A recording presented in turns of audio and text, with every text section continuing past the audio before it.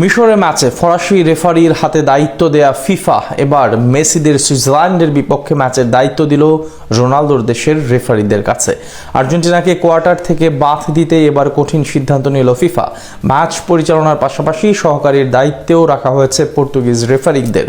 তবে কি মেসিকে বিশ্বকাপ থেকে সরাতেই রোনালদোর দেশের শরণাপন্ন হলো ফিফা? সেটা নিয়ে বিস্তারিত প্রতিবেদনে।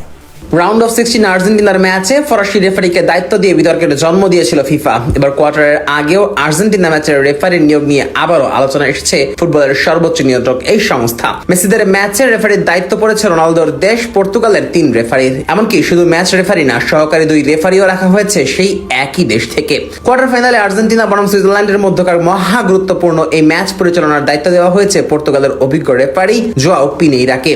তার 2 সহকারী রেফারিও পর্তুগালের, একজন ব্রুনো হেসোস এবং অন্যজন লুসিয়ানো মাইয়া। আর এই সিদ্ধান্ত নেওয়ার পর থেকেই ফুটবল সমর্থকদের মাঝে শুরু হয়েছে নতুন এক আলোচনা। অনেকেই প্রশ্ন তুলছেন, এত গুরুত্বপূর্ণ কিন্তু নকআউট ম্যাচে একই দেশের 3 জন ম্যাচ অফিসিয়ালকে দায়িত্ব দেওয়ার কারণ কি? তার উপর আবার দায়িত্ব দেওয়া হয়েছে এমন দেশের 3 রেফারিকে যারা কিনা মেসিকে নিচু করতেই উঠে পড়ে লেগে থাকে। যদিও ফিফার দাবি অনুযায়ী রেফারি নিয়োগের ক্ষেত্রে জাতীয়তার চেয়ে দক্ষতা, অভিজ্ঞতা, ফিটনেস এবং পারফরমেন্সকেই বেশি গুরুত্ব দেওয়া হয়। তারপরও বিশ্বকাপের মতো আসরে এমন সিদ্ধান্ত স্বাভাবিকভাবেই আলোচনার জন্ম দেয়।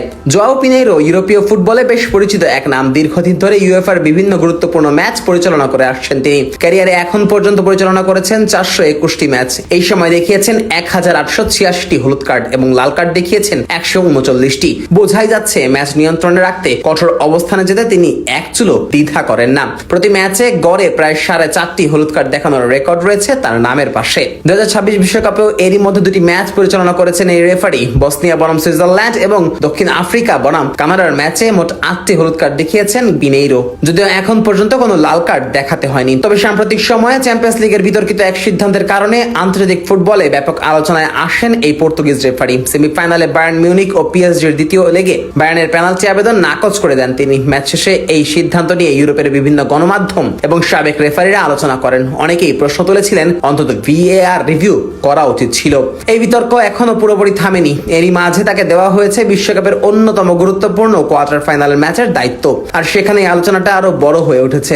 এদিকে আর্জেন্টিনার কোনো ম্যাচে এবারই প্রথমবারের মতো বাঁশি বাজাবেন জোয়াও পিনেইরো। ফলে আর্জেন্টিনা দলের সঙ্গে তার মাঠের কোনো পূর্ব অভিজ্ঞতা আগে থেকে নেই। সামাজিক যোগাযোগ মাধ্যমে এরই মধ্যে কেউ কেউ পর্তুগিজ রেফারি নিয়োগকে নিয়ে ফিফার নতুন কারসাজি খুঁজে পেয়েছেন। তাদের বিশ্বাস, আর্জেন্টিনাকে বাদ দিতেই পর্তুগালের রেফারিকে দায়িত্ব দিয়েছে ফিফা। শেষ পর্যন্ত মেসিদের বিশ্বকাপ মিশন এগিয়ে যাবে নাকি সুইজারল্যান্ড তৈরি করবে বড় চমক? দিন শেষে সেটা নির্ধারণ করবেন মাঠের ফুটবলাররাই। তবে ম্যাচ শেষে যেন আলোচনার কেন্দ্রবিন্দুতে রেফারির কোনো সিদ্ধান্ত না থাকে, সেটাই চাইবে ফুটবল বিশ্ব। কারণ বিশ্বকাপের মতো আসরে সবচেয়ে বড় গল্প হওয়া উচিত ফুটবলারদের পারফরমেন্সে, কোনো বিতর্কিত সিদ্ধান্ত নিয়ে নয়।